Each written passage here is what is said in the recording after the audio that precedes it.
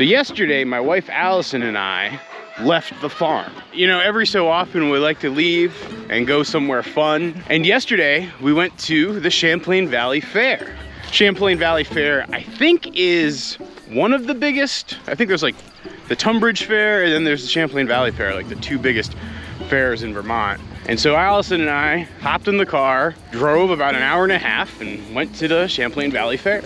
It was actually really nice. Eating all the goofy fair foods, marveling the brave souls who ride the rickety carny rides, and all in all, just having a good time. But actually, the reason we were going to the fair was an important one, was because our bull was gonna be at the fair. As I've talked about in previous videos, we recently purchased a bull calf. He's actually not here on our farm yet, but he'll be coming to the farm probably like in December or January or somewhere about then. In Greenfield Acres, the Shatney farm where our bull is coming from, they actually every single year always exhibit a couple of their Highland cattle at the fair. At the fair, they have this thing called the McDonald's Petting Zoo or McDonald's Farm or something. And it's just a really simple place where people can go in and see some friendly animals and kids can like have fun and learn more about agriculture. And well, our little bull calf, plus his mother, Cinnamon Star, we're actually at the fair. Hey, how's it going there, Annabelle?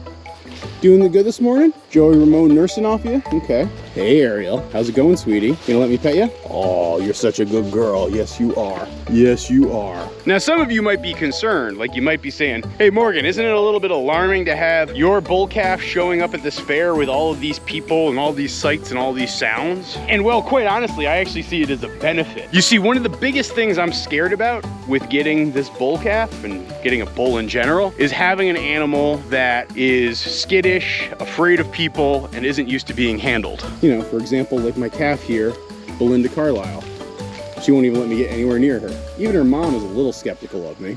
It's okay, Ann. Taking a couple scratches? Yeah. Well, one of the main reasons I actually selected my bull calf is because he has an outstanding temperament. I mean, overall, the whole Cinnamon line over at the Shatney farm is like an excellent genetic line. But specifically, you know, our bull calf, while he's not the biggest and not the boldest, he is crazy friendly. Like, I mean, you guys have seen it where the first time I ever met him, he was walking right up to me and chewing on my pants.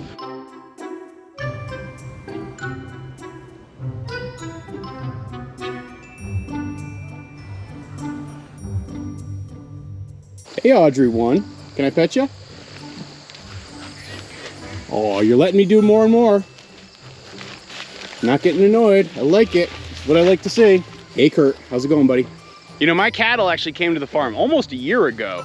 And when they first arrived, as many of you longer time viewers will recall, they were pretty darn skittish. And while I've been very patient and I've worked with them and I can get them to eat out of my hand and I can pet a couple of them and I can brush one of them, they're just animals who are not used to being handled. But with our new bull calf, he's gonna be halter trained and he's gonna be really set up for success for being an animal I can work with here on the farm. And as I built out my new handling area, I actually have some plans for working with the cattle even more. You know, trying to find more and more ways to get them more and more comfortable with me. And so giving our young bull calf the experience of going to the fair, in my opinion, that's gonna be the type of thing that really gets him set up for success long term. All right, I know I got some hungry cows who want some fresh pasture. Hey, cows, fresh grass, come on. Hey, cows, come on. Come on, guys. Come on.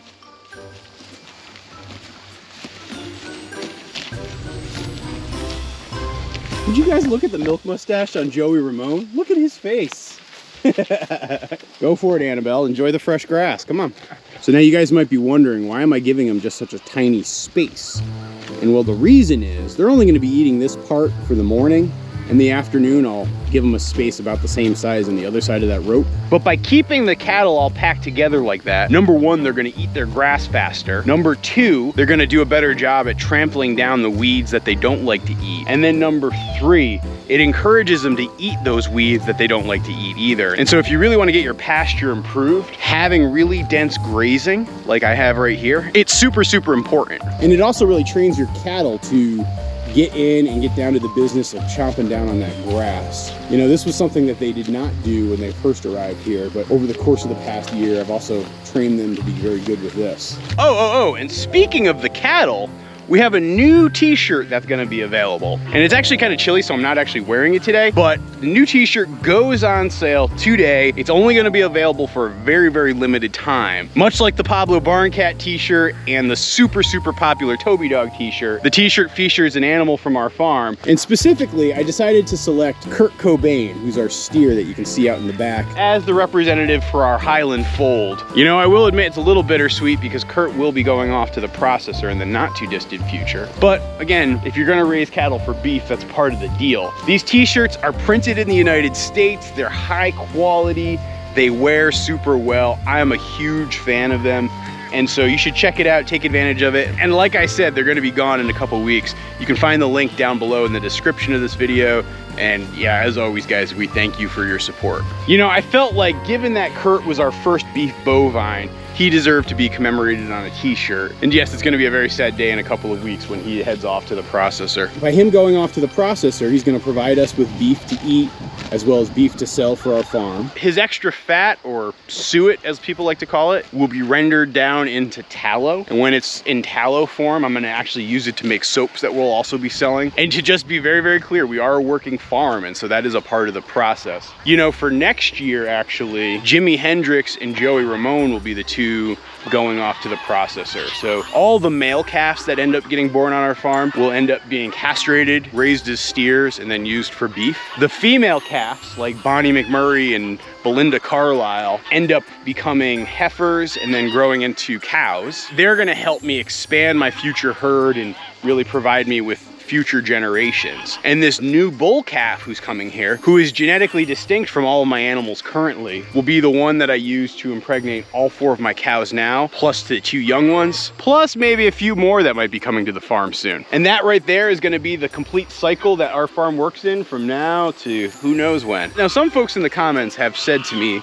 that they think it's weird that we name an animal like Kurt Cobain and do intend to have him be food. I truly believe that all animals deserve your respect. And one way I can ensure that I'm bestowing my respect on the animals that are raised here on our farm for meat, it is to give them names like Kurt Cobain. You know, Kurt Cobain is called Kurt Cobain, and Jimi Hendrix is called Jimi Hendrix, and Joey Ramone is called Joey Ramone, because all of them will ultimately be short-lived. And so I actually wanted to name all of my steers after dead rock stars, just as a reminder to me of their short stay here at our farm. But just because that stay is gonna be short doesn't mean they don't deserve respect, and doesn't mean they don't deserve to be treated well. It doesn't even mean that they don't deserve to be loved. Like particularly with Jimi Hendrix, he and I have kind of formed a little bit of a bond. He just doesn't know it yet. And it's gonna be a tough day when I have to take him off to the processor. But at the same time, I know that it's something very, very necessary for our farm. Chickens are starting to creep down here to eat some of these cow pies. Hey, Uncle Buck. How's it going, buddy? Speaking of short-lived name animals, yeah, Uncle Buck will be heading out too. You know, I haven't put him down early because his quality of life seems to be okay. He's not the most mobile creature in the world, but he seems to be doing well, and he's important to the rest of our flock, so that's why he's been sticking around. And while I'm selling the beef that comes from Kurt Cobain, and we still have some geese available for sale if you want to buy some meat from us down below, and we've completely sold out of duck meat for the year. You know, a rooster like Uncle Buck, he will end up being like a meal for us here on the farm. We'll probably do like a coq au vin type of thing. And it's outstanding. Come on, chickens, you probably want to get fed, huh? Well, let me get you some food. Well, you still have a little bit here. Abby, don't you even think about trying to eat that. Broody chicken is back at it again. In fact, you even see some of the chickens having to lay over there because she takes over so much. I'm sorry, girl, but you're gonna have to get out of here. All right, down you go. Abby, don't try to play. Good girl. That was really good behavior, Abs. Yeah, I continue to work on desensitizing Abby to the chickens. All right, so she wasn't keeping everybody from being in here. Got 1, 2, 3, 4, 5 eggs in there. What are you girls still doing up there? You sleeping in this morning? Huh? I mean, you do you. You know, it's funny, it's getting darker later and later now, and we definitely have the creep of winter coming. I noticed that the birds sleep in more when that happens. You know, when I was out here yesterday, I picked a bunch of the apples that were in this tree, all the ones that I could reach. Now there's just a few that are really far and out of reach. I have a little apple picker that I might go and get and use to try to get a couple of those last ones, but it also might not be worth it. I also have had several apple drops that I've just fed to the chickens, and I think some of the cattle are eating them as well. You know, surprisingly on the farm this year, it has not been a great apple season, apples and pears. You know, I was actually messaging with a friend of mine the other day, and she was saying that she had like no pears on her pear trees. She was wondering what was up. And I was telling her that kind of we had the same problem here where, you know, most of our apple trees are light or have no fruit. I think that has to do with the fact that when we were having our peak blossom season back in like late May and June, it was getting thrown off because we were having exceptionally hot weather. And while I wouldn't have expected that to affect it, my hunch is it has affected production of apples. Like, it's almost so bad that I'm not even sure I'm gonna make apple cider this year. Like, it's almost not worth it. Most of my best trees have like a couple dozen apples, and like that's it, which is not ideal. The one tree that just seems to be loaded is one of Allison's really special fancy apples that we have down by the house. For whatever reason, down in that little pocket, it is absolutely going bonkers. For such a tiny tree, we have like a dozen apples on it. This has been only the second time that we've been able to get apples off of that tree. It's about 5 years old, I think. Last year it produced a single apple. This year it's doing well. I can't wait to see what it does next year. I also can't wait to see what some of these trees start to do. You know, for example, we have a wild apple tree that's right here. You'll actually notice it's not even in the berm, it's outside of it.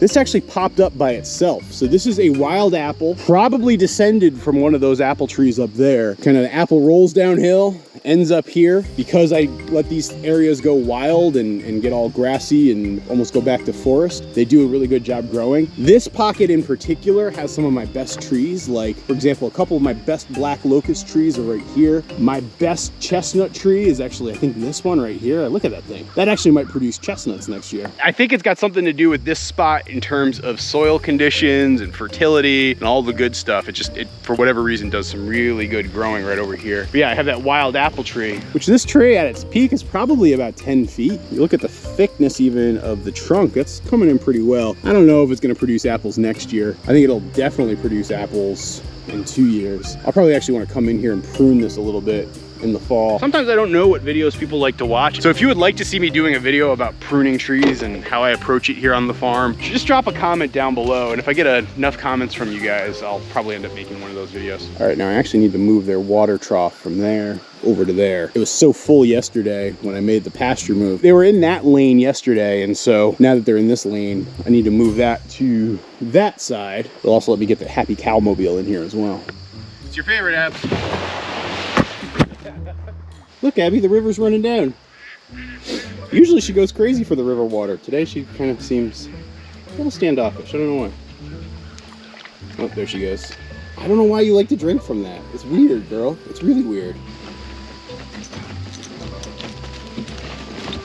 You know, I might end up doing an award show this year for the farm. I think the farm improvement that might win the award is adding these water lines. I mean, just being able to tap a hose right into this yellow jack point and be able to get water right there. It's a total game changer. If you're out there thinking about what improvements you should do to your farm, if you know what water you need and where you need it, even if you're not burying water lines and you're just doing them above ground like I have, I think it's totally worth it. It will make your life so much easier. You know, another question I've gotten from folks about my water lines is they're wondering if I'm concerned about it freezing. I mean, we're not quite into freezing temps just yet, but we're also not that far from freezing temps. Like, I bet by the end of this month, we will have had our first couple of hard frosts, maybe even have temps that are like in the teens. And with the weather that cold, people are wondering if I'm worried that the pipes are gonna burst or the lines are gonna burst. And the reality is no, because number one, once it starts to get a little bit cold, I will be disconnecting and blowing out my lines. So that means I'll disconnect it from the hydrants. I don't let it sit overnight. And then I'll use like pressurized air to blow out most of the water in the line. And then second, once we get to the real cold, I'll be moving the cattle into the barn and I'll completely drain the lines so that by the time